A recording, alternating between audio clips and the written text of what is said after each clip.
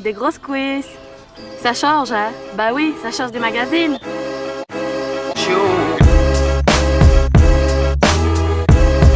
Que la force soit avec toi, à jamais.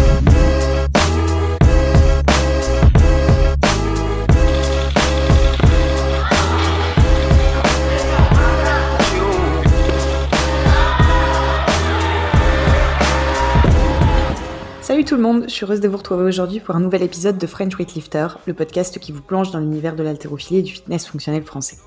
Dans ce nouvel épisode du podcast, je vous propose de découvrir les fondamentaux de la fixation d'objectifs. Pourquoi et comment faut-il s'y prendre? Quel type d'athlète est concerné? Sur quelle durée faut-il se projeter? Et surtout, comment s'y prendre lorsqu'on doit s'auto-coacher? Pour aborder ce sujet à mi-chemin entre la prépa mentale et la prépa physique, j'ai le plaisir de recevoir à nouveau Raphaël, un habitué des coachings perso dans le CrossFit mais aussi dans d'autres disciplines, pour qui chaque suivi individuel démarre par cette phase de formalisation des objectifs de l'athlète. Salut Raphaël, écoute, je suis ravie de te recevoir à nouveau sur le podcast pour parler cette fois-ci de la fixation d'objectifs. Alors je t'ai envoyé toute une petite liste de questions parce que c'est un thème qui me passionne moi aussi à titre pro et perso. Et donc je suis ravie de pouvoir échanger sur le sujet avec toi. Bah écoute, merci de me recevoir, c'est cool, encore une fois. Toujours un plaisir. Pas de souci. Est-ce que tu peux juste brièvement te représenter à nouveau? Ouais, je serai toujours aussi mauvais que la dernière fois à l'exercice, mais je peux essayer. Donc je suis Raphaël Puech, je suis coach sportif et nutritionniste. Donc j'ai cette double casquette qui me permet de me spécialiser, même si le mot est un peu pompeux, dans ce qu'on appelle le suivi individuel. Le suivi individuel d'un athlète, quel que soit son objectif, son niveau de départ ou son sport. Et donc c'est un suivi global, nutrition, programmation d'entraînement, test et tout ce qui va autour. À côté de ça, j'ai quand même un gros pied dans le CrossFit, puisque je coach dans deux structures, CrossFit Rive Gauche dans le 13e et CrossFit Trapèze à Boulogne-Billancourt. Deux structures où je suis là depuis le début et hyper impliqué, avec des adhérents que j'adore, des collègues coachs qui je m'entends en merveille, qui sont des amis, et voilà. Et puis cette casquette de nutritionniste qui de temps en temps me fait faire exclusivement de la nutrition avec certains patients, mais c'est vrai qu'aujourd'hui c'est beaucoup plus dans le package global du coaching individuel. Ok, parfait. Bon, bah écoute, j'ai découpé un petit peu l'épisode en plusieurs parties. Une première partie que j'ai appelée en gros principe et concept, c'est-à-dire vraiment qu'est-ce que la fixation d'objectifs, comment ça fonctionne, etc. Ensuite, une deuxième partie très pratico-pratique, puisqu'on va parler vraiment de l'utilisation de cette fixation d'objectifs, comment on fait pour la mettre en pratique ensuite à l'entraînement, plutôt en CrossFit, mais on pourra parler des sports un peu fédéraux comme l'haltérophilie, puisque ce sera un mécanisme un peu différent, j'imagine. Et terminer sur plutôt toute cette partie suivi et évaluation, c'est-à-dire une fois qu'on a bien posé les bases de la fixation d'objectifs, comment on fait pour bien valider qu'on les a atteints, à quel horizon, etc. etc. Mais ça, on en discute tout de suite. Donc ma première question, c'est en quoi consiste la fixation d'objectifs et pourquoi est-ce que c'est important? En quoi consiste la fixation d'objectifs? Ça, là, la réponse est un peu dans la question, c'est mettre en place des objectifs clairs et mesurables, si possible à une échéance donnée, euh, qui peuvent être des objectifs d'échéance compétitive ou de résultat, si on n'est pas dans un sport compétitif ou qu'on ne souhaite pas faire de la compétition. Et pourquoi c'est important? C'est parce que ça permet derrière de comprendre d'où on part, où est-ce qu'on veut aller, et concrètement combien de temps il nous reste entre les deux, et donc qu'est-ce qu'il y a à mettre en place entre les deux. Voilà, donc là c'est ma question suivante, de façon du coup assez logique. Est-ce qu'il y a un rapport entre la planification, la programmation et la fixation d'objectifs? Il y a même plus qu'un rapport, il y a la planification existe substantiellement parce qu'il y a objectif à la clé. Sans objectif particulier, d'ailleurs, il n'y a pas lieu d'avoir une planification cohérente. C'est moyen vrai, mais d'une certaine façon, le mot planification consiste à diviser son année, enfin, d'avoir un plan. En fait, la planification, c'est un plan, comme on l'avait expliqué dans l'épisode précédent. C'est pas plus compliqué que ça. C'est avoir un plan pour arriver à un endroit donné. Et cet endroit donné, du coup, c'est ce qu'on appelle l'objectif. Alors, l'objectif, il peut varier du tout au tout. Ça peut être les JO, comme ça peut être je veux perdre 5 kilos. Okay, ou gagner 5 kilos sur mon squat, ou je sais pas, arrêter de me blesser au genou parce que je fais du rugby et que à chaque fois sur les démarrages je me froisse les ligaments. Ça peut être plein de choses comme ça, mais quoi qu'il en soit, la planification existe pour atteindre un objectif. D'accord. C'est une question que je vais te poser aussi, enfin, on aura l'occasion de revenir un petit peu plus tard dans l'épisode là-dessus, puisqu'on parle beaucoup de programmation CrossFit. En tout cas, Ouais. c'est des choses qui sont, voilà, communément, commercialisées aujourd'hui. Mais pour autant, pour en avoir déjà testé, pour en avoir déjà vu, c'est peut-être une impression, mais j'ai l'impression qu'il y a beaucoup de gens qui font des programmations, mais qui n'ont pas pour autant d'objectifs. Donc du coup, est-ce que ça remet un petit peu en cause le fait de suivre une prog, si on l'utilise entre guillemets un petit peu juste comme un menu du jour, c'est-à-dire je fais cette séance-là parce qu'elle est plutôt adaptée à quelqu'un qui fait de la compétition, mais concrètement, je me suis pas fixé d'objectif perso. Alors je dirais que non, je dirais que ça va. C'est vrai dans un sens et pas dans l'autre. C'est-à-dire, alors, la réponse je vais la faire en deux temps. Déjà non, il n'y aura jamais de souci entre guillemets à suivre un entraînement structuré et cohérent. C'est-à-dire qu'une bonne programmation générale, d'accord, ne pourra pas répondre aux objectifs de chacun. C'est normal. Simplement, suivre ça plutôt que lever son petit doigt en l'air et dire aujourd'hui je vais faire ça, ça sera toujours, si la programmation est à peu près cohérente, et on existait très bien, mieux que de faire juste au feeling. Ok, ça c'est la première chose. Maintenant, si on a un objectif, ça va être à peu près indispensable d'avoir une planification et une progression. Ça c'est sûr et certain. Maintenant, avoir une programmation cohérente ne veut pas dire qu'on doit s'imposer des objectifs pour autant. C'est pour ça que je disais que ça marche dans un sens, mais pas forcément dans l'autre. Ok. Je sais Tu pas si parlais c'était juste clair. avant. Moi aussi, c'est très clair. D'ailleurs, du coup, je peux rajouter ça, c'est que tout à l'heure tu me demandais est-ce qu'une planification va avoir son sens pour un objectif. En fait, quand je disais que c'est substantiellement, c'est l'essence même d'une planification, c'est que quand on fait une planification, on parle souvent de rétro-planification. La rétro-planification, c'est quoi? C'est plutôt que dire on est actuellement en septembre, en janvier on doit atteindre tel résultat, je commence à programmer ma semaine prochaine.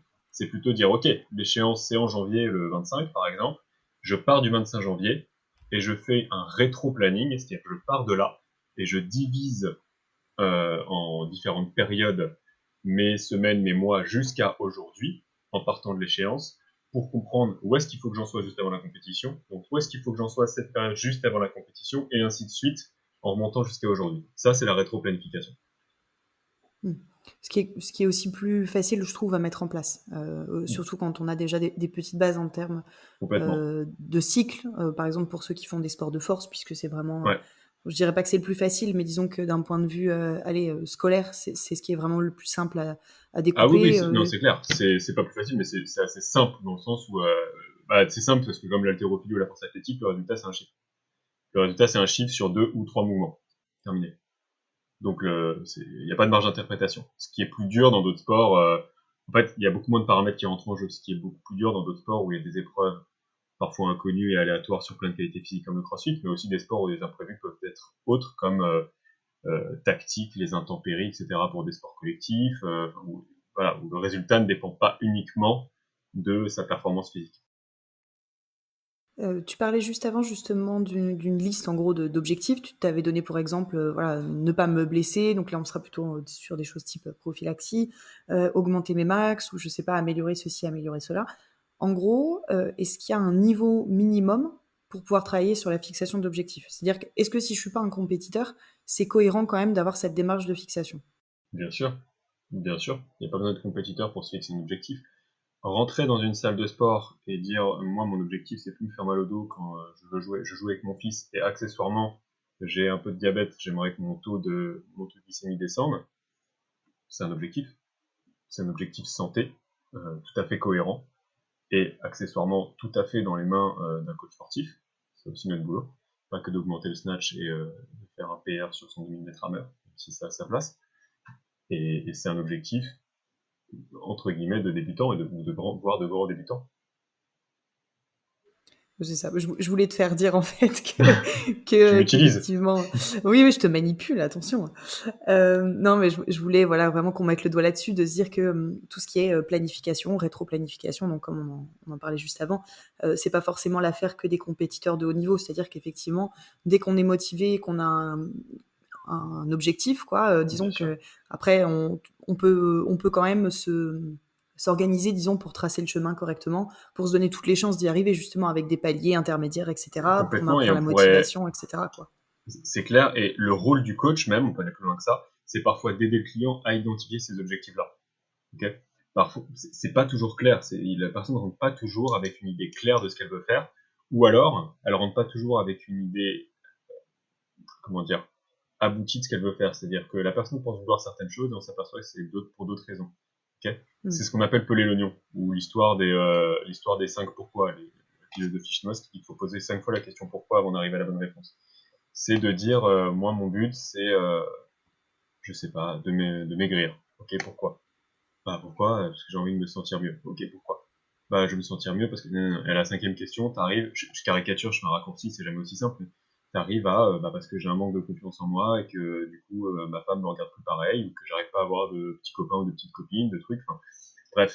C'est pas obligatoire d'avoir ces conversations directes, c'est même pas recommandé, il faut attendre de créer un lien de confiance, mais arriver à comprendre le pourquoi des objectifs, c'est souvent hyper important pour créer une relation de coach et athlète, et honnêtement, je dirais même indispensable. Parce qu'un travail de coaching, c'est avant tout un travail de collaboration. C'est pas une relation hiérarchique où je dis tu fais, ça c'est un travail d'instructeur et ça n'a rien à voir. Et pour ça, les objectifs vont avoir besoin d'être un petit peu décomposés, un petit peu déstructurés, pour arriver vraiment à l'essence du pourquoi l'objectif. Ok, super. Je rentre un petit peu plus dans le détail du coup. On parle souvent d'habileté mentale en préparation mentale. À quoi ça correspond? En habilité mentale, en préparation mentale. Ouais. Est-ce que tu me parles d'état d'esprit? Est-ce que tu me parles de... Je voudrais être sûr qu'on parle de la même chose. Alors, pour moi, les habiletés mentales, en gros, je les classerais dans 3 catégories. C'est-à-dire la première, c'est tout ce qui va être basique, la confiance en soi, la motivation, l'engagement, se fixer des objectifs. Mhm. Une deuxième qui est plutôt psychosomatique. Donc là, ça va être un travail mental sur tout ce qui va être plutôt gestion du stress, relaxation, contrôle de l'anxiété, la gestion des émotions, tout ce qui se passe en gros vraiment plutôt dans la tête, quoi, dans le Bien sûr. ressenti. Et une dernière partie, toujours sur les habiletés mentales en prépa mentale, plutôt cognitive, c'est-à-dire tout ce qui va toucher à la concentration, à l'imagerie mentale, à au contrôle pardon, des distractions, au dialogue interne, etc. Mhm. Donc, sur vraiment 3 catégories différentes. Mais du coup, j'ai répondu à ta question. Là, c'est toi qui m'as T'as bien répondu à ta manipulé. question. Exactement, c'est pas faux. Ok, Tu me dis bon, que t'as bah, pas c'est pas besoin de moi, hein, grave. voilà. Non, mais c'est pas... Ouais, tout seul, c'était plus triste. Je voulais bavarder avec quelqu'un. Bah écoute, j'enchaîne sur la suite, du J'ai coup. pas été d'une grande aide Logiquement... pour celle-là. Non, non, mais pas de souci. De toute façon, moi, j'avais déjà la réponse. Alors, tu sais, je triche un peu. Hein. Question suivante, du coup. Est-ce qu'il existe plusieurs catégories, entre guillemets, d'objectifs? Bah, alors, pour moi, il en existe, alors, 2, 3. En fait, il y en a 2 qui sont liés de fait, mais qui sont un peu différents. Ça va être les objectifs de résultat et les objectifs d'échéance. Les objectifs de résultat, souvent, ça va être, par exemple, je veux atteindre 100 kg au squat, ou un autre mouvement, peu importe. De cet objectif de résultat, on va souvent fixer une échéance, dire, ok, quand est-ce qu'on veut y arriver? Mais le postulat de base, c'est je veux atteindre tel chiffre, ok? Ou je veux perdre tant de poids, etc. L'objectif d'échéance, c'est dire je cours un triathlon en mai prochain, ok? Et de cet Ouais. objectif, donc ce postulat de départ qui est une échéance, on va plutôt se dire, ok, quel résultat on veut à ce moment-là? C'est en CrossFit, ce serait un 4-time versus un AMRAP. En gros, c'est ça, d'accord? Donc ceux-là, je les Ok. mets un peu dans la même catégorie parce qu'ils sont de fait liés. C'est juste de base, la concentration sera soit sur une échéance, donc quand est-ce qu'on peut atteindre quelque chose, et l'autre sera sur un résultat, qu'est-ce que je veux atteindre. Okay. Les deuxièmes objectifs qui sont en fait aussi liés, ça va être les objectifs de comportement. C'est pas une échéance, c'est pas un chiffre à atteindre, c'est plutôt que dire moi mon but c'est de perdre 5 kilos, fixer un objectif de comportement, dire ok non, à partir de maintenant ton but c'est pas de perdre 5 kilos, ton but c'est de plus manger de sucre. Ou alors je bois 4 coca par jour, ton but pour la prochaine semaine c'est de boire 2 coca par jour, pas 4. C'est pas parfait, c'est pas exactement ce qu'il faut faire, mais c'est mieux qu'hier. Et si ça se passe bien, la semaine d'après on passera 1 coca par jour. C'est toujours pas parfait sur le papier, mais c'est mieux qu'hier. Et si ça se passe bien, après on commencera à parler un peu de tes portions alimentaires, etc., etc., etc. Ça c'est des objectifs de comportement. Ok, qui souvent, en fait, et c'est là que les discussions de coach et athlète sont importantes, partent d'objectifs de résultats. C'est rare quelqu'un qui vient me voir pour dire voilà, j'aimerais que tu m'aides à manger des fruits et légumes. Ça arrive, c'est rare. Souvent, c'est quelqu'un qui vient t'expliquer qu'il veut telle ou telle chose, et à toi de donner ta prescription. C'est rare quelqu'un qui dit je veux que tu m'aides à squatter 3 fois par semaine. Quelqu'un va dire moi je veux atteindre 150 kg au squat. Et c'est toi qui veux l'expliquer, ok, vu ton profil et ce que j'en ai vu, bah, si tu me dis que tu veux squatter 150 kg au squat et qu'on a 25 kg à prendre pour ton squat en 6 mois, bah oui, tu vas squatter 3 à 4 fois par semaine. Ok? Mais voilà, ça c'est encore une fois, c'est une discussion de coach à athlète et c'est la prescription du coach qui va fixer un objectif de comportement. Ouais, nous, on découpe un petit peu différemment. Alors, peut-être que c'est propre au sport fédéraux, mais en haltérophilie. Alors, je pense pas que tout le monde ait cette méthode-là, parce que quand je discute avec d'autres haltéros, bizarrement, je me rends compte qu'il y a beaucoup de gens qui sont sur des échéances qui paraissent longues parce que c'est par exemple la fin de saison et qui en réalité sont très quand même court terme, puisqu'il s'agit que de quelques mois. Quand on voit un petit peu combien de... Ouais, voilà, quand tu vois combien de temps ça prend de faire un cycle de force, en réalité, souvent, c'est déjà demain, le résultat. Et ça, pardon, mais je rebondis sur l'histoire de la rétroplanification tout à l'heure, c'est là où elle est importante. C'est quand on regarde, je vais prendre un exemple qui va parler à beaucoup de gens sûrement qui vont nous écouter, puisqu'il y a une grosse base d'auditeurs CrossFit. On prend les Open. Cette année, on est en février, comme les années d'avant. Ça paraît loin, hein, les Open. C'est en février, c'est waouh, 2021. Et quand tu prends les Open, et que tu regardes le nombre de semaines, et que tu remontes jusqu'à maintenant, et que tu vois qu'il y a 16 semaines, je dis pas de conneries, peut-être un peu plus. Mais en gros, tu commences à découper un peu en phase, tu dis, et que tu veux faire un truc un peu cohérent. Je parle de quelqu'un qui veut y performer, attention. Ah ouais. Ok. Genre, c'est pas si loin, en fait. Faut s'y mettre. Et pas plus tard qu'hier, pareil, pardon, je prends un exemple perso, mais j'y pense. J'ai eu un coup de fil avec quelqu'un qui veut que je l'aide un peu pour une prépa en triathlon. Et qui me dit, voilà, moi je prépare un semi-Ironman, qui veut faire une perf, etc. Et c'est en... Je dis pas de bêtises, je crois que c'est dans 9 mois. Et la question c'est, tu crois que je dois m'y mettre quand? Hier. Là, 9 mois, c'est pas grand chose. Donc c'est, en fait, c'est des choses qui paraissent un peu loin, et je pense que c'est là que tu vas en venir, et on se rend compte que je pense que tu vas me parler un peu de cycle olympique et de choses comme ça, en fait, c'est de ça que tu voulais parler, pour les découpages d'objectifs. Tu me coupes l'herbe sous le pied encore. Pardon, moi je vais te laisser parler, mais tu voulais en venir après. Mais tout ça, ouais, pour appuyer ce que tu disais, qu'en effet, oui, des échéances à l'échelle d'une saison, c'est, c'est quand est-ce qu'on s'y met? Hier. C'est parti. Non, mais c'est clair, c'est souvent le cas. Effectivement, par rapport à ce que tu disais, à la perche que tu m'as tendue, on est bien sur un cycle olympique, sur en gros ce qu'on va appeler dans un premier temps l'objectif de résultat, qui est par exemple, je suis au premier jour de ma prépa pour les Jeux Olympiques qui vont se dérouler dans 4 ans. Ouais. Donc l'objectif, c'est plutôt axé sur le résultat de la compétition. Par exemple, mon objectif de résultat, c'est gagner. Donc ça implique que je vais me comparer aux autres, ça dépend de paramètres qui sont pas forcément maîtrisables par moi uniquement. Donc ça va inclure effectivement des objectifs ou autres qui sont relativement binaires. Ensuite, si je descends un petit peu dans la pyramide, ma deuxième strate, ça va être les objectifs de performance qui découlent du premier. Donc les objectifs de performance, c'est plutôt des performances à atteindre qui sont indépendantes potentiellement les unes des autres, puisque je peux avoir plusieurs objectifs de performance dans ce chapeau-là.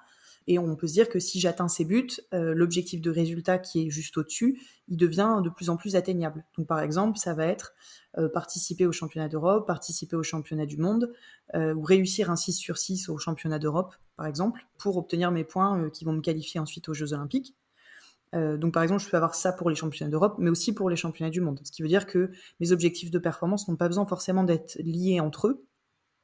Et si je redescends encore d'un cran, sur ma troisième et dernière couche, là j'arrive sur les objectifs de processus. Et là, c'est 100% centré sur moi à l'entraînement, c'est vraiment spécifique. Et ce sont des comportements ou des actions qui vont me permettre de mettre toutes les chances de mon côté d'atteindre mes objectifs de performance. Donc en gros, par exemple, si je reprends mon objectif de performance qui était de faire un 6 sur 6 ou un podium au championnat d'Europe, si je me pose avec mon entraîneur et que je lui dis comment je fais pour y arriver, il va me dire il faut que tu augmentes ton squat, il faut que tu travailles sur ta première phase de tirage, etc. Et donc, ce petit objectif de processus, il va être axé sur progresser en squat, un deuxième de processus sur progresser en tirage, etc., etc. Ce qui fait que donc, en objectif de résultat, c'est le haut de la pyramide, il n'y en a qu'un seul. Performance, potentiellement, il y en a un peu plus. Et des processus, il y en a plein dans chaque chapeau performance. Donc, pareil pour un compétiteur qui viserait, je sais pas, un jour de faire les French, qui est déjà un très gros objectif, ce serait je veux faire les French, performance, je veux terminer dans X quartiers, on va dire, des qualifs. Dans ce cas, dans mes processus, ça va nécessiter d'améliorer mes pull-ups, de travailler ma technique rameur, d'améliorer la nage, etc., quoi. Ouais, c'est clair. Donc, il y a énormément d'objectifs dans les objectifs, finalement, quoi. C'est ce qu'on disait tout à l'heure, en fait, c'est découper chacun de ces objectifs en objectifs, en sous-objectifs, même sous-échéances parfois, en micro-échéances. Et ça, c'est tout le travail et toute la relation de coach-athlète. C'est vraiment ça. C'est de comprendre, voilà, comme tu l'as dit, et pareil, je reprends l'exemple, mais de notre athlète à moi, là, pareil, qui prépare en haltéro, qui a une échéance aussi l'année prochaine. Et c'est ça, le but, c'est de performer en snatch et en arraché, en épaulé jeté, bien sûr. Sauf qu'il a un tel ratio, il est tellement efficient par rapport à son squat que le problématique, elle est simple, c'est qu'il faut monter son squat. Son squat montera, le reste montera. C'est mathématique. Parce que il épaule et jette 90% de son front squat, parce que, enfin voilà, il a un ratio parfait. En fait, nous, notre but, c'est pas d'augmenter son incliné jerk et son snatch. Notre but, c'est d'augmenter son squat. Et ça, en fait, c'est ce que tu dis, c'est une décomposition de l'objectif. Donc, et pourtant, c'est clairement aligné avec ses objectifs finaux, tu vois. Ouais, et puis tu pourrais même encore avoir des objectifs là-dedans, puisque dans améliorer son squat, tu pourrais avoir améliorer sa mobilité, puisque peut-être qu'il y a un blocage à X ou Y endroit qui peut limiter un petit peu la progression. Tu pourrais dire aussi améliorer le squat parce que, je sais pas, sa façon de respirer sur ses squats est pas optimale, et c'est pareil, on peut travailler là-dessus. Ça n'en finit pas, quoi. C'est exactement. C'est encore heureux, c'est plus drôle. Non, mais carrément. Et du coup, je rentre un petit peu plus dans la partie maintenant concrète. Une fois qu'on a compris tout ça, comment est-ce qu'on le met en pratique? Quels sont les critères à prendre en considération lorsque je commence à définir mes objectifs? Comment est-ce que je peux les dessiner? Parce qu'effectivement, là, on en a donné plein à la volée, mais on parle souvent des méthodes SMART. Ouais, c'est toi qui dis dans mes pensées, j'allais parler de ça. Du coup, vas-y, je t'en prie, t'es fini. Il faut peut-être préciser aux gens, si les gens le savent pas, on se voit pas, hein. On est vraiment à l'audio, donc... écoute, moi j'ai ma petite liste un peu perso, mais je te laisse la parole. Non, du coup, c'est toi qui m'as mis une rampe de lancement. Donc, ouais, les objectifs SMART, ça reste quelque chose que ni toi ni moi n'avons inventé, mais qui est hyper utile pour définir un objectif. Donc, SMART, c'est un anagramme, hein. SMART veut dire malin en anglais, mais SMART, c'est aussi l'anagramme de spécifique, mesurable, achievable, donc atteignable, réalistique pour le R, et le T veut dire timely en anglais, donc c'est quelque chose qu'on peut dater dans le temps. Ok ? Donc spécifique, ce serait d'avoir un objectif défini, clair, souvent chiffré, en fait. Mesurable, c'est d'être sûr, par l'occurrence si c'est un chiffre, de pouvoir attester ou non de la réussite de cet objectif. J'ai perdu du poids, oui, non, combien. Atteignable, juste que ce soit possible à faire, ça va un peu avec réaliste qui est juste en dessous, et que ce soit pas quelque chose, voilà, si quelqu'un fait, je sais pas, un squat à 70 kg et dit bon moi mon but c'est dans 3 mois avoir un squat à 220, c'est pas réaliste. C'est pas réaliste, et là c'est un travail de réorientation de l'objectif. Et timely, c'est de dire ok, quand est-ce que je veux atteindre cet objectif? Donc on tourne un peu en rond parce qu'on revient un peu sur ce qu'on disait depuis le début, mais en fait c'est encore mieux dit que ça, parce que c'est tous ces critères-là qui vont rendre un objectif ancré dans le temps et atteignable.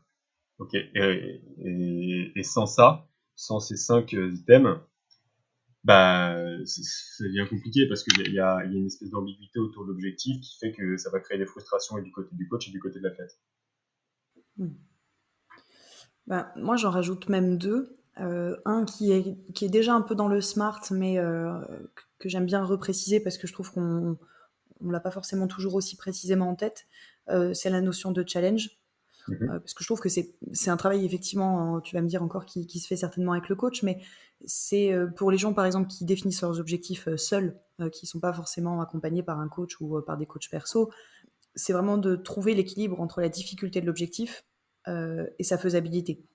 Parce que si atteindre le but, c'est trop facile, moyen terme, on va dire, tu commences rapidement à t'ennuyer, tu as une diminution un peu, on va dire, de l'effort et de l'investissement, et rapidement, ce sont des objectifs qui sont un peu abandonnés. Et à l'inverse, si c'est trop difficile, tu as beaucoup d'athlètes qui ont un sentiment d'échec et j'arrive plus à parler, un sentiment d'échec et de diminution de confiance en eux, qui peuvent amener au même résultat, qui est de laisser tomber l'objectif ou de changer d'objectif en cours de route, alors qu'à la base, potentiellement, il n'était pas si mauvais que ça.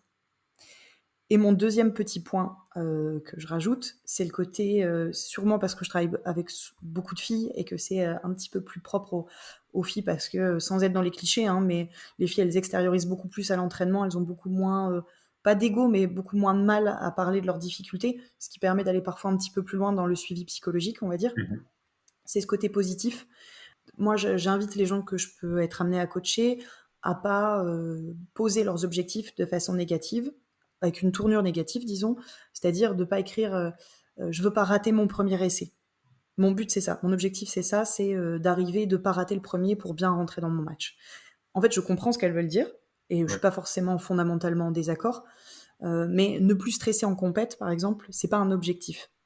Moi, ce que je veux qu'elle formalise, par exemple, c'est je suis très stressée, donc j'arrive sur le plateau, je tire très vite et je fais n'importe quoi et donc je rate. Plutôt que de le présenter de façon négative, je veux que la démarche de la fixation d'objectifs, elle aille dans le sens je dois arrêter de tirer trop rapidement. Parce que c'est ça la solution à mon problème. C'est un objectif de comportement et pas de résultat, encore une fois. Voilà. Et je trouve que c'est important parce que c'est hyper difficile de dissocier les deux, de déjà partir sur une base positive pour avoir aussi justement de l'énergie et de se dire je vais régler mes problèmes, mais il faut pas que l'objectif ce soit quelque chose dont on ait peur. Il faut que ce soit quelque chose sur lequel on va travailler pour en sortir du positif. Et ça, c'est tout un travail de reformulation de l'objectif, en fait. Complètement. Voilà, c'est les deux petits points que j'ajoute à titre perso. Et question suivante, donc, quelle est la temporalité à utiliser lorsqu'on fixe des objectifs ? Et voilà, on parlait d'Olympiade tout à l'heure, mais est-ce qu'on peut en fixer à plus ou moins long terme ? Et en gros, qu'est-ce que c'est long terme ? Qu'est-ce qu'on entend par ça ? Bon, déjà, la première question, quelle est l'échéance ? L'échéance, elle va de 20 secondes à 10 ans, en fait. Parce qu'en soi, sans vouloir enfoncer des portes ouvertes, mais dire à quelqu'un, voilà, là, sur cette dernière série de squats, on a prévu 8 reps, j'aimerais que tu en aies 10, ça, c'est un objectif. Ça, c'est un objectif très, très court terme dans le temps. Ok ? Qui est sûrement aligné avec un objectif un peu plus grand, qui est d'augmenter son squat, qui est aligné avec un objectif un peu plus grand, qui est de progresser en haltérophilie, etc., etc. Un objectif à long terme, ça peut être une Olympiade, parce que jusqu'à maintenant, en termes de compétition, c'est l'espace entre deux compétitions la plus longue qu'on connaisse, à mon sens, si je dis pas de bêtises. Donc ça peut être une Olympiade. À moins que tu en fasses plusieurs, quoi, mais... Mais en soi, un cycle olympique, il peut être encore plus long que ça, parce qu'un cycle olympique, ça part du principe qu'on vise les prochaines Olympiades, mais un athlète qui est en développement et qui a 13 ans, et parfois pour certains sports, pour certains pôles, à ce stade-là, t'es athlète de niveau, hein, il visera sûrement peut-être pas les JO dans 4 ans, mais ceux dans 8. Et donc dans ce cas-là, on a une échéance de 8 ans pour 2 Olympiades. Donc ça aussi, c'est un objectif. Mais encore une fois, ces objectifs à très long terme sont, à mon sens, à mon humble sens, un petit peu, je vais pas dire bullshit, c'est pas vrai, surtout pas pour des Olympiades, mais sont un peu désuets s'il n'y a pas des sous-objectifs et des sous-échéances. C'est qu'il y a un moment, il faut des paliers pour arriver à ces objectifs-là. Tu peux pas juste dire, bon allez, dans 8 ans. Non, ça marche pas. Ça marche pas, et ça marche pas même à plus court terme, si tu veux. Pour beaucoup de sports, c'est un petit peu compliqué mais même pour l'haltérophilie, tu vois, et pour des cycles un peu plus courts, simplement se dire, dans un an, on vise telle charge et tel total sur cette compétition. Oui, il faut le faire, c'est bien, mais il va falloir quand même dans l'année avoir quelques échéances pour vérifier, je sais que tes questions d'après sont un peu sur ça, avoir quelques échéances pour vérifier qu'on est sur la bonne voie, en fait, simplement. Et notamment des échéances compétitives, pour pas seulement pouvoir si on est la bonne voie à l'entraînement, mais si, une fois sur le plateau, les résultats sont là. Là, on parle d'objectifs compétitifs, on n'est plus dans les objectifs santé et hors compétition. Non, c'est exactement ça. La question suivante, c'était à quelle fréquence on peut ajuster ces objectifs. C'est-à-dire, il peut y avoir un besoin d'ajuster parce que ça a été mal posé à la base, par exemple, mais ça peut aussi avoir besoin d'être ajusté parce que les aléas du direct, voilà, quelqu'un qui se blesse, un virus qui paralyse la planète. Voilà, par exemple, pour n'en citer qu'un. Enfin, tu vois, ce qu'on appelle, on va dire, les accidents de la vie, quoi, que tu peux pas forcément prévoir quand tu fais ton rétro-planning initial, Ah bah, c'est clair. mais qui manquent jamais d'arriver, quoi. Qui manque jamais d'arriver. Et de toute façon, là, on se rejoint un petit peu sur l'épisode d'avant où on avait dit que le meilleur outil d'un programmateur, c'est un crayon et une gomme. Mm. C'est-à-dire que t'as beau avoir un plan parfait sur un an, je n'ai jamais de ma vie, et pour en discuter avec des coachs qui sont euh, avides de planification et tout ça, je n'ai jamais entendu dire quelqu'un dire, alors là, mon plan cette année, ça s'est déroulé parfaitement. J'avais tout prévu sur les 365 jours, ça s'est passé comme ça. En fait, non, ça n'existe pas. Et ça n'existe pas seulement parce que parfois il y a un Covid, ça n'existe pas parce que Kevin, qui devait performer, il s'est fait plaquer par sa copine qui était en dessous le jour de sa compète, parce que son poisson rouge est mort, parce que il y a eu des soucis familiaux, parce qu'il s'est marié, qu'il a fait la fête, parce que voilà, je peux en citer 50 000 comme ça, mais simplement, ou dire simplement, ça n'a pas marché pour d'autres raisons en fait, on ne sait pas, ou il s'est blessé ou truc. Et ouais, comme tu as dit, ça se réajuste en permanence les objectifs. Ça veut pas dire qu'il faut pas en avoir, et ça devrait pas être réajusté du tout au tout, mais ça s'ajuste tout le temps, ça c'est clair. Et dans l'échéance, et dans Le l'objectif de contenu. résultat. Exactement. Du coup, bon, là, c'est pareil, hein, c'est une question auquel on a déjà un petit peu répondu, mais en gros, les objectifs, est-ce que ça doit être défini par le coach, par l'athlète ou par les deux? Les deux. Plus largement, du coup, dans quelle proportion est-ce que c'est le coach qui amène et l'athlète qui valide, ou plutôt l'athlète qui amène et le coach qui reformule? Enfin, tu vois, quel est le bon équilibre presque pour pouvoir avoir le recul suffisant pour valider la bonne ligne, quoi. Alors, en fait, c'est une question hyper intéressante parce qu'il y a deux choses. La première, en fait, tout est vrai dans ce que tu as dit. C'est à la fois par le coach, à la fois par l'athlète, à la fois par les deux. C'est par l'athlète parce qu'à un moment, c'est lui qui vient t'employer pour quelque chose pour lui. Donc on peut pas juste dire à quelqu'un, moi je viens pour monter mon squat. Ah non, non, toi t'as besoin d'être meilleur en cardio. En fait, non. Sauf si la personne te dit, moi je veux performer en crossfit, par exemple, et que tu vois qu'elle a un cardio moisi. Dans ce cas-là, son objectif c'est pas le squat, c'est le crossfit. Très bien. Et là, c'est à de dire, de revoir les priorités. Mais si quelqu'un vient dire, moi mon but, non, c'est objectif plus simple, pardon.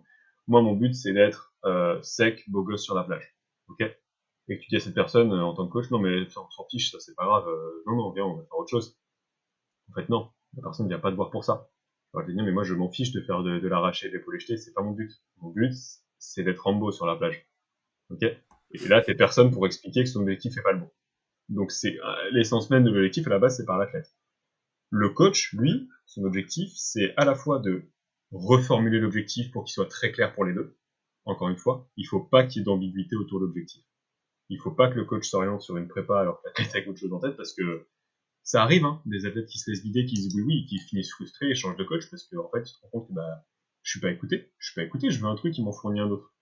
Et parfois, l'athlète aussi, enfin, le coach a l'impression de lui fournir ce qu'il veut et sait que ce qu'il fait est bon pour lui, mais l'athlète est simplement là en train de dire ouais, mais moi, il m'a pas expliqué, donc je comprends pas. Et t'as des gens qui ont besoin d'être soutenus et qui ont besoin d'expliquer les choses. Bon, ça serait un tout autre sujet de podcast parce que c'est les différents archétypes de personnalité et comment ils ont besoin d'être coachés. Donc, il y en a qui ont besoin de comprendre, d'autres non, bref, peu importe. Mais la troisième chose, c'est qu'il y a surtout les objectifs de l'athlète et les objectifs du coach. Et ceux-ci doivent être alignés. Prenons un exemple méga simple. Euh, Quelqu'un qui vient voir un coach, je prends une grosse caricature, mais Nathalie, cinquantaine d'années, à son pavillon, son jardin, adore faire du jardinage, a souvent mal au dos. Vient voir un coach, j'en suis bien dit, il a déjà fait un peu de sport, mais sans plus, quelques cours de Zumba, et dit voilà, moi j'ai envie de passer un peu à la vitesse suivante, j'ai mal au dos, je sens qu'il me faut une approche un peu plus individualisée, est-ce que tu peux m'aider? Oui, non. Donc toi, tu l'aides, et son objectif est très clair. Bah, moi, mon objectif, c'est aussi un peu mieux en journée, d'avoir de la vitalité. J'ai 50 ans, je commence à comprendre que si je prends pas soin de moi, bah, j'ai pas envie de rentrer dans le deuxième tiers de ma vie n'importe comment et de faire les choses, je veux faire les choses bien, etc. Ok, très bien. L'objectif du coach, en l'attestant, il se rend compte que, je sais pas, il y a un déséquilibre abdo-lombaire. Elle est très forte de la chaîne antérieure et la chaîne postérieure est flinguée. Ou alors, il y a une asymétrie droite-gauche. Ou il y a un fessier qui s'active pas, peu importe. L'objectif du coach, dans ce cas-là, ça va être correction ou atteindre 1 minute 30 de planche frontale, par exemple. De planche sur les mains, je veux atteindre 1 minute 30. Ça, c'est l'objectif du coach. L'objectif de Nathalie, rappelons-nous, c'est, moi, c'est de me sentir plein de vitalité, plus avoir mal au dos. Au vu du testing, atteindre cette minute 30 de planche sera probablement complètement aligné, voire le remède à avoir une sangle abdominale gainée et donc remède au maux de dos de Nathalie. Je fais des gros raccourcis, hein. Je suis pas en train de dire que tous les mal de dos vont être soignés avec des planches, je suis en train de dire mettons que là ça soit le cas. Ok. Et bah dans ce cas-là, l'objectif du coach et l'objectif de Nathalie sont parfaitement alignés. Et le coach se devra d'expliquer à Nathalie pourquoi pour lui c'est important d'atteindre cet objectif, parce qu'il est de son côté et qu'atteindre cet objectif ça en direct accord avec l'objectif de Nathalie. Et là on se rend compte que c'est génial parce que les deux sont sur la même longueur d'onde et donc Nathalie va faire tous ses efforts et diriger tous ses efforts pour performer sur cette planche. Elle comprend où elle va parce qu'elle sait que ça sert son propos de base. Et donc elle sait où le coach veut l'emmener et elle comprend. Et donc il y a une confiance et une constance qui est instaurée et avec ça on fait des miracles. Okay. Donc c'est important qu'il y ait et l'objectif du coach et l'objectif de l'athlète et que ces deux-là soient parfaitement alignés. Donc c'est les objectifs ça se fixe ensemble. Ok, ouais, c'est clair. Donc du coup, je rebondis un peu sur ce qu'on s'était dit déjà un petit peu avant, mais en gros, sur la fixation d'objectifs, quelle différence on va avoir dans ce processus-là entre un athlète qui pratique un sport fédéral, comme c'était le cas de l'haltérophilie, et un crossfitter, puisqu'on sait que haltéro, sport fédéral, on a un calendrier, il est souvent disponible parfois plusieurs mois avant le début d'une saison, ce qui permet d'avoir un rétro-planning qui dépasse même le cadre de la saison, alors qu'en CrossFit, il y a des compétitions tout le temps, tout au long de l'année. Évidemment, en termes de niveau, toutes ne se valent pas. Il y a un caractère qui est très aléatoire, parce que c'est pas parce que tu t'inscris à une compétition que tu vas forcément accéder à la phase finale. Bien sûr. Donc comment est-ce qu'on fait pour fixer les bons objectifs avec le bon planning, avec tout ce côté hyper changeant, on va dire? Je pense que, alors, je vais parler un peu de ce que je connais, mais déjà pour une relation de coach-athlète, donc quand vraiment on a une relation directe avec un athlète, et quand je dis athlète, je parle de tout niveau, je parle pas forcément des French Throwdown, je parle aussi de la personne qui humblement veut essayer de faire un petit peu de compète en CrossFit, commence à faire quelques muscle-up, à avoir un snatch à 70 kg, etc., etc., et se dit ouais, moi j'ai envie de me mettre un peu le pied dedans et voir ce que ça donne. Ok. Je pense que ça part déjà d'une grosse conversation franche, claire, sur cool. Quelle est la compétition principale qui nous intéresse cette année? Ok. Parce qu'en fait, on va pas réinventer les principes de la planification. Ce serait à vouloir tout faire et tout changer, on finit par rien faire. On va dire ouais, on s'entraîne, on verra, et on les fera toutes. Ben non, il n'y a pas de raison que ça marche mieux en CrossFit qu'ailleurs en fait. Ça marchera pas. Ça peut pas dire que c'est impossible, mais ça sera nul pour les deux. Ça va être des contre-performances. Alors, ça sera peut-être fun, mais ce sera pas fun très longtemps parce que, au final, ça accorde peu de temps d'entraînement, donc peu de temps de développement. Des temps de compétition, on n'est pas au niveau qu'on devrait avoir parce qu'on n'a pas le temps de se développer, etc. Donc, ça voudrait dire, bon, bah, ok, cool. On part du principe que cette compétition-là, c'est celle qui est importante. C'est celle sur laquelle on va se caler. Et les quelques compétitions avant qu'on va choisir ensemble, ou s'il y en a une à peu près dans cette période qui sort entre temps, on va dire que c'est des compétitions test. C'est-à-dire qu'on va pas les préparer. Elles vont nous servir de galop d'essai, systématiquement, pour voir où on en est en conditions réelles. Un petit peu comme, tu sais, on appelle ça les mock meet en haltéro et en force athlétique, c'est-à-dire faire une fausse journée où, par exemple, pour l'haltéro, tu t'accordes que 3 essais à l'arraché, que 3 essais à l'épaule jetée, tu te laisses une demi-heure entre les deux pour mimer la logique des plateaux sur les compétitions, etc. Et juste l'avoir vécu, en fait, l'avoir vécu. Et ben là, c'est pareil, c'est on te met en conditions réelles, il y a cette petite compète, là, dans 2 mois, c'est pas celle qu'on prépare, mais on l'a fait, on sera un peu fatigué, c'est pas grave, parce qu'on sera dans une logique d'entraînement et de développement, pas dans une logique de pré-compétition ou compétition. Mais on va quand même avoir du fun et tu vas quand même pouvoir les faire. Et en fait, la différence la différence sur la planification, le choix des compétitions et des objectifs ne varie pas par nature, mais par degré. C'est-à-dire que si tu regardes quelqu'un comme Matt Fraser, son objectif c'est les Games. Basta. Il se prépare pour les Games. Tout ce qu'il y a entre les deux, ce sont des échéances, soit pour se qualifier, donc c'est un calendrier compétitif comme pour des fédérales, des interrégionales, etc., soit pour voir où il en est. Et accessoirement pour gagner un peu de thunes et se montrer avec les sponsors. Ce qui fait partie du job, ne nous mentons pas. Ok. Mais si on époussière un petit peu toute cette confusion qu'il y a dans les milliers de compètes et qu'on prend un calendrier d'un mec comme Matt Fraser, ben on voit qu'en fait le calendrier compétitif il est assez clair. Alors là il y a eu le Covid et tout, ça a tout chamboulé, mais de base il est quand même assez clair et il n'est pas beaucoup plus compliqué. Il est un peu plus compliqué, mais il n'est pas beaucoup plus compliqué qu'encore une fois des échéances en haltérophilie avec encore une fois des compètes régionales, internationales, fédérales, etc. Ouais, non, clairement, parce que c'est une vraie question, hein. En général, on en a tous, hein, dans les box autour de nous. voilà, des gars qui tentent toutes les qualifs qui passent, qui dépensent, alors ça c'est un autre débat, mais qui dépensent une fortune là-dedans, et qui se retrouvent à avoir une planification, enfin une prog qui est pas forcément mal, mais en fait, telle semaine, ils font tel WOD de qualif, mais ils le font 2 fois ou 3 fois, et donc du coup, ils s'entraînent pas, en fait, ils font juste le WOD de qualif. En 6 semaines, t'as fait que des WOD de qualif, ouais, bien sûr. Ah, mais carrément. Donc effectivement, c'est un excès dans lequel tu tombes rapidement, et ça m'amène vers mon autre question qui en découle un petit peu. Une fois que tu as justement choisi ton calendrier, ou que tu as posé voilà, les échéances sur lesquelles tu voulais te baser, tu vas avoir un petit peu cette même problématique, on va dire, de fixation d'objectifs, mais cette fois-ci par rapport à, on va dire, aux choses à travailler, parce que comment je fais pour prioriser en CrossFit quand on voit le nombre de qualités physiques à travailler, ou le nombre de mouvements sur lesquels on doit progresser? Tu testes. Tu testes, et la question subsidiaire, c'est ok, comment tu testes? Tu prends un super coach. Et là, je suis désolé, en fait, je sais pas comment répondre autrement. Le côté fermer les yeux, lancer les dés, voir ce qui tombe et on verra, j'en suis vraiment pas sûr. Comment trouver ce qui nous limite en CrossFit? Il faut tester. Et oui, il faut tester tout. Et tester les qualités du CrossFit, c'est là que ça devient compliqué. C'est ok, c'est cool, mais ça veut dire que je dois tester et mon haltéro max, et mon haltéro sous fatigue, et ma gym sous fatigue, et ma gym strict, mais aussi ma puissance lactique, mais aussi ma capacité aérobie. Oui, tu dois tester tout ça et savoir comment le faire. Et c'est pour ça que les phases de test en CrossFit sont assez longues, mais il y a un moment ou un autre, si tu n'as pas mesuré objectivement avec un chiffre tes résultats sur telle ou telle capacité physique, tu ne sais pas où t'en es là-dessus, et tu ne sais pas ce qui est à prioriser. Tu sais pas si t'es quelqu'un qui manque de puissance lactique, ou si t'es quelqu'un qui manque de capacité aérobie, d'un point de vue du système énergétique. Tu sais pas si t'es quelqu'un qui doit, encore une fois, on l'a dit tout à l'heure pour l'exemple du squat et du snatch, t'es quelqu'un qui a tout intérêt à bosser 4 fois son snatch par semaine parce qu'il est né techniquement, ou si techniquement t'es propre, c'est juste t'as pas assez de gouache et il faut que tu bosses ton squat. Tout ça, ça se teste, ça se mesure. C'est la seule solution. Et c'est des mots qui font un peu peur parce qu'on a tout de suite l'impression de rentrer dans la grosse professionnalisation. En réalité, non. C'est un travail de coach de savoir ces choses-là. Un travail de coach de savoir tester ces choses-là pour donner les bonnes prescriptions. Sinon, comment on fait? Si on ne sait pas quelle est la maladie de la personne, par maladie j'entends, si on ne sait pas quelle est la limite physique de la personne, je fais un parallèle avec le médecin, on ne peut pas ajuster sa prescription. Parce qu'on ne sait pas quel est le problème de base. Donc d'abord on fait un diagnostic, et ensuite on prescrit. Aussi simple. Dans les faits, aussi simple.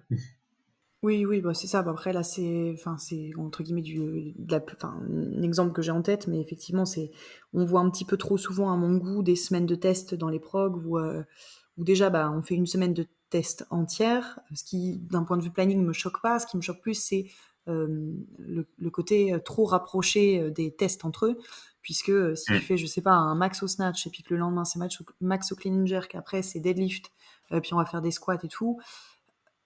Oui, tu vas potentiellement le faire, mais en termes de récupération nerveuse, on sait que plus tu vas arriver vers la fin de la semaine, moins les chiffres qui vont en ressortir n'auront de sens. Sauf justement si ton coach s'est dit, moi je voulais un test sous fatigue, et auquel cas ça peut être cohérent. Ouais, sinon, auquel cas c'est cohérent si 2 mois plus tard tu refais exactement la même semaine de test. Voilà. Et aussi si tu as cette capacité en CrossFit, en tout cas, à évaluer via des critères qui changent un petit peu, parce que évaluer en CrossFit que sur des RM ou sur des max pull-up lestés, j'en sais rien. Encore une fois, si ça a un sens d'un point de vue personnel, pourquoi pas. Après, il y a de plus en plus de prog qui très justement choisissent de faire, je trouve, des WOD de référence, qui soient des WOD qui sont déjà sortis ou des WOD qui sont conçus par le programmateur, en disant voilà, c'est pour moi un test représentatif de l'aérobie, et pas 1 km/h jeté à la volée, tu vois. On va faire le cycle aérobie et on fera ce test équivalent, mais comme on est sur du CrossFit et pas seulement sur de l'aviron, effectivement, on refera ce même type de test. Je trouve que c'est sympa d'avoir ses propres benchmarks. Ouais, moi je suis un peu... Oui, c'est sympa, mais c'est juste sympa en fait. C'est-à-dire que moi demain j'écris 10 benchmarks et je dis voilà, ceux-là c'est ceux qui seront la référence. Ok, c'est cool. Mais à un moment, un benchmark, comme on l'explique, si tu l'as pas testé, retesté par des centaines, voire des milliers de données, tu sais pas ce qu'il vaut. C'est ça le problème en fait avec chacun. C'est important d'avoir son identité, mais je pense qu'il faut pas confondre avoir son identité et réinventer l'eau chaude à chaque fois. il y a un moment, il y a des choses qui fonctionnent, pourquoi ne pas les utiliser? C'est ça qui fait de quelqu'un un bon coach, c'est de dire, bah, je prends ce qui est le meilleur, ce que je pense être le meilleur, et j'en fais ma propre cuisine. C'est un peu ça, d'accord? Donc, on parlait du 1 km/h. Est-ce que ça suffit de prendre un 1 km ou 2 km/h comme donnée et dire, voilà, si vous performez là-dessus, boum, c'est bon, vous êtes bon en principe? Non, ça suffit pas. Est-ce que pour autant, il faut pas l'utiliser pour le tester? Ah bah si, carrément. Il y a un moment, il faudra tester ça pour être sûr d'avoir un chiffre mesurable et témoin, pour le 2 km/h par exemple, de ta puissance aérobie. Parce que là, il n'y a pas de marge d'interprétation. Tu as un chiffre, converti à ton poids, on sait ce qu'il vaut. Basta, tout simplement. Maintenant, ça suffira pas. Et oui, il faudra d'autres tests et des tests en effet un peu plus complexes. En l'occurrence, entre guillemets, des WOD mixés. Mais il faut des références dessus. Ok, ça peut être des WOD d'Open. Les Open sont un bon test en soi. C'est un très bon prédicteur du sport du CrossFit. Si t'es bon sur les 5 WOD d'Open, généralement, t'es pas mauvais crossfitter. Mais ça peut être d'autres tests. Mais dans ce cas-là, il faut s'assurer que ces tests-là, on a des références dessus. C'est tout. Si tu choisis de faire un AMRAP de 30 minutes avec des box jumps, du rameur et des burpees, et que c'est ton test, pour vérifier la capacité aérobie, voilà, j'ai pris 3 mouvements, des mouvements qui se cyclent bien, plutôt des mouvements cardio, je le fais sur 30 minutes, logiquement c'est de l'aérobie. Ok, très bien, mais qu'est-ce qui a un bon score? Qu'est-ce qui a un score élite? Dans quel percentile il se situe? Il faut des centaines de données pour ça. Tu peux pas juste dire, lever le petit doigt et dire ouais, c'était à peu près bon. T'en sais rien. T'en sais rien du tout. Et tu sais pas, il faut aussi savoir comment observer un test. À partir de quel moment ton athlète a chuté en rythme? Est-ce qu'il est parti trop fort, pas trop fort? Où est-ce qu'il a chuté?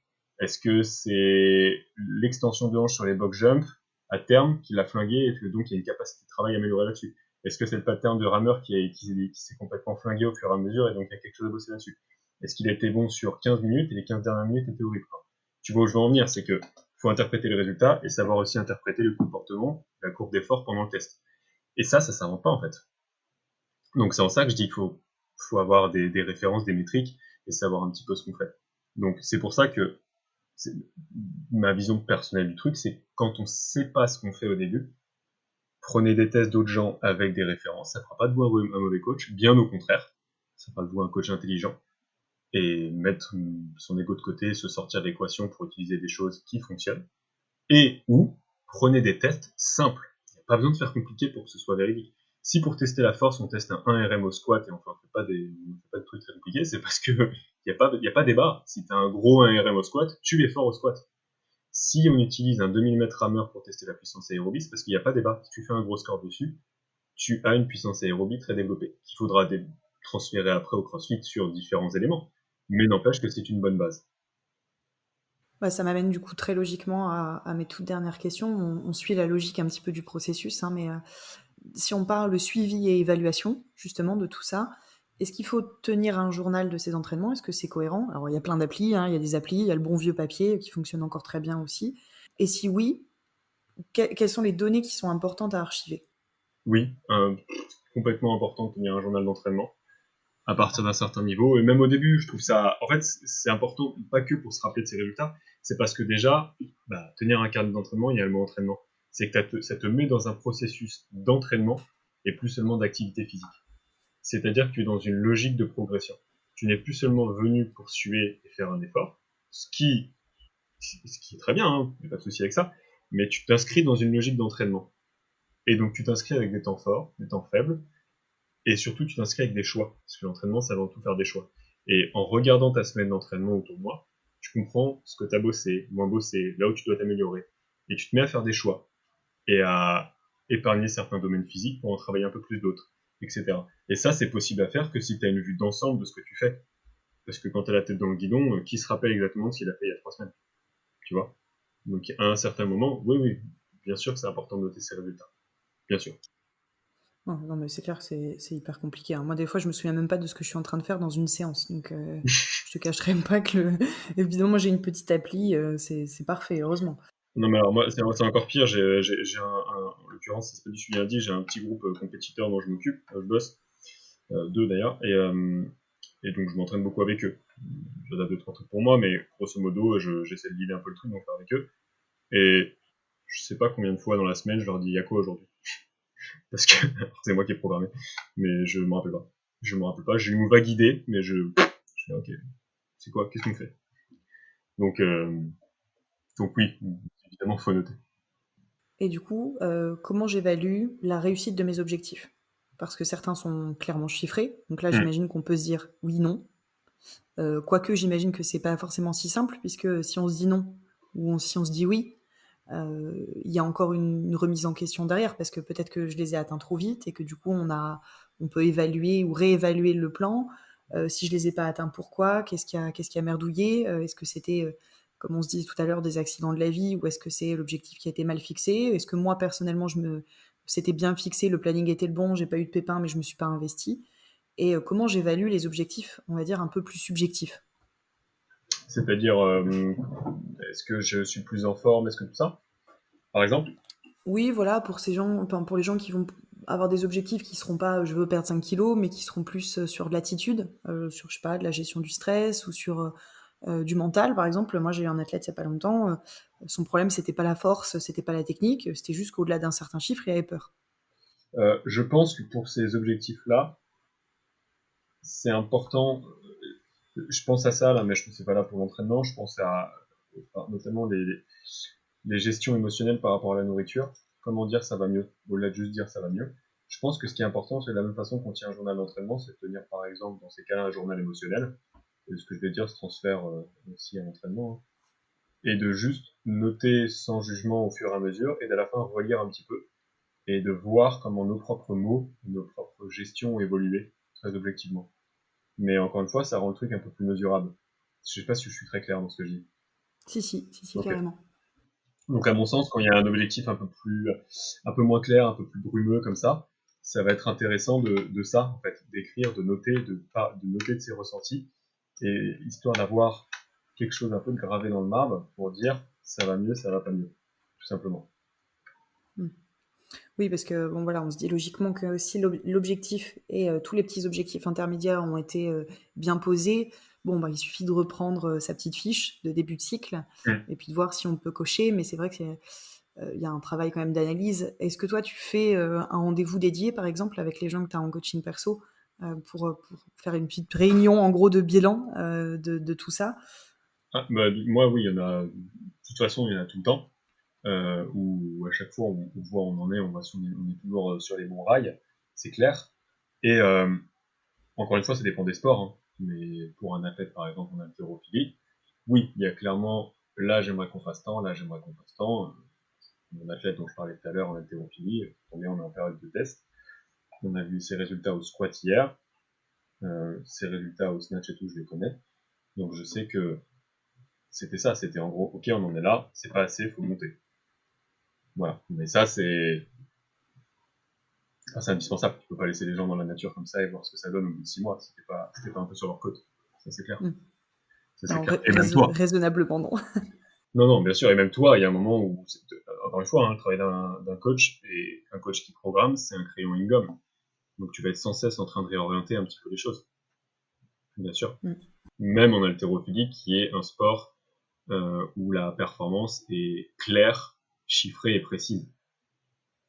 Exactement. Et ça m'amène sur ma toute dernière question, qui est ma conclusion, pour ne rien te cacher. Vas-y.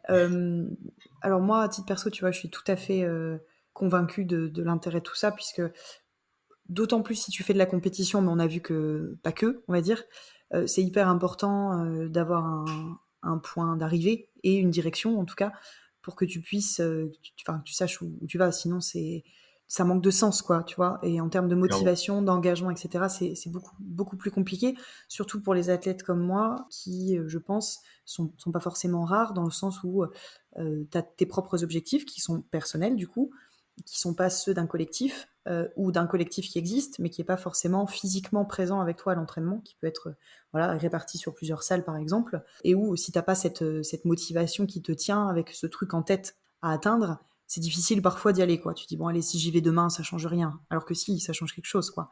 Bien sûr.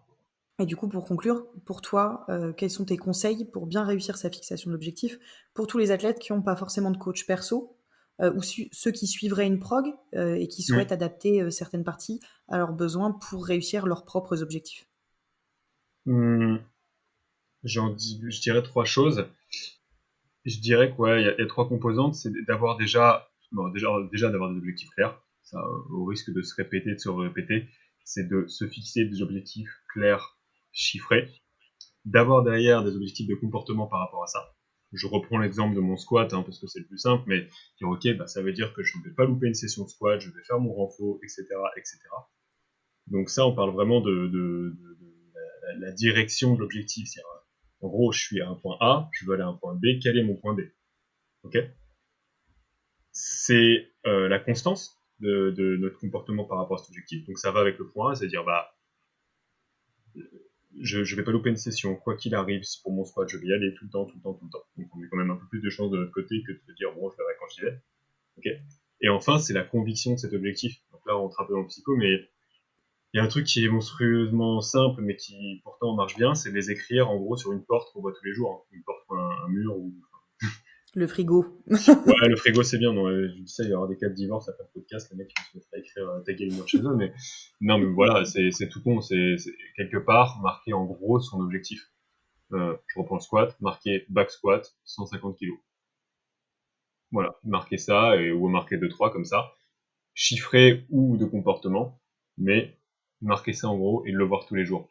Et il se passe un truc dans le cerveau quand c'est écrit en gros que des gens sont bien plus qualifiés que moi pour expliquer, qui fait que c'est tout le temps présent. Et du coup, il y a ce truc de l'identité qui se met à être tout de suite en accord avec son objectif. C'est-à-dire que le principe de l'identité et de l'état d'esprit, c'est de dire que on peut complètement changer et que si on veut quelque chose, il faut se comporter comme une personne qui l'aurait déjà. Et c'est une façon de dire, si je veux être quelqu'un, si je veux perdre du poids, il faut que je me comporte comme quelqu'un qui est déjà mince. Qu'est-ce qu'elle ferait? Si je veux être quelqu'un de fort, si je veux être quelqu'un d'extrêmement fort au soulevé de terre et au squat, je me comporte comme quelqu'un qui ferait du soulevé de terre et du squat très très lourd. Qu'est-ce qu'ils feraient? Ces personnes-là, ce qu'elles ont en commun, elles loupent pas une session. Quand elles y vont à fond. Elles font gaffe à leur récup. Elles font gaffe à ce qu'elles bouffent. Bref. Et en fait, petit à petit, on se met à se construire une identité autour de son objectif qui va être en parfaite adéquation à atteindre cet objectif. Donc en fait, c'est ça, c'est d'une certaine façon réaligner notre identité avec ce qu'on est. Et ça passe par des comportements. C'est pas l'identité qui dicte les comportements, à mon sens, c'est l'inverse. C'est tout ce qu'on fait qui va définir ce qu'on est, sans vouloir faire une phrase un peu punchline, mais c'est réellement ça. C'est dans les petites actions du quotidien qui vont faire de nous le bonhomme qu'on est. Et c'est super beau de dire je veux un squat lourd, c'est cool, mais ça sert à rien si derrière on n'est pas la personne qui squatte 3 fois par semaine. Ok, super. Donc en gros, c'est ça. Prendre encore une fois, on revient sur le cahier, mais prendre un petit cahier ou une petite feuille, un petit stylo, et puis se noter, se remettre, on va dire, smart sur la feuille avec les critères que ça représente. Cette personne-là qui fait ça, elle va y arriver. Je peux pas dire quand, mais elle va y arriver. Ah c'est clair. Si tu as déjà la déterre de le faire, de te poser et d'avoir la réflexion, c'est que dans ta tête, les choses sont déjà à minima mûries. Et clairement, comme je te disais tout à l'heure, moi j'en discute des fois avec des haltéros, je suis toujours surprise parfois. Alors c'est une immense généralité, évidemment tout le monde ne fonctionne pas de la même façon. Mais je me rends compte qu'il y en a plein, leur objectif c'est d'aller aux France et de participer. Ou autre, peu importe la compète. Mais tout ce qui se passe entre les deux, ça veut dire je vais charger une barre et je vais faire du snatch et du clean and jerk à l'entraînement. Mais il y a tellement d'autres données. Sinon tu fais 3-4 saisons, t'es à fond et après ça s'arrête. Et encore si t'en fais autant quoi. Ouais, bien sûr. C'est clair. C'est très intrinsèque la motivation. Il y a les 23 autres heures de la journée qu'on voit pas non plus, il y a tout ça. Exactement. Bon, écoute, je te remercie d'avoir participé à nouveau au podcast. C'était super quand même intéressant. Cool, podcast, on est d'accord sur tout du début à la fin. Tu sais, moi, je suis pas contrariante. Je suis pas très débat virulent. C'est pas ma cam. Ok, c'est cool. Bon, écoute, merci encore. Je te souhaite une bonne fin de journée et puis au plaisir de se recroiser sur un autre épisode. Avec grand plaisir. Salut à tous. J'espère que cet épisode vous a plu, qu'il vous a permis d'en apprendre un peu plus sur la fixation d'objectifs et qu'il vous a motivé à vous lancer de nouveaux défis. Si la chaîne vous plaît et pour continuer à me soutenir, n'hésitez pas à vous abonner sur YouTube ou à laisser quelques étoiles sur Apple Podcast. Ça me fait toujours plaisir et c'est surtout super encourageant pour moi. Merci à tous et à bientôt. Allez, je glisse. C'était très bien. C'était très bien.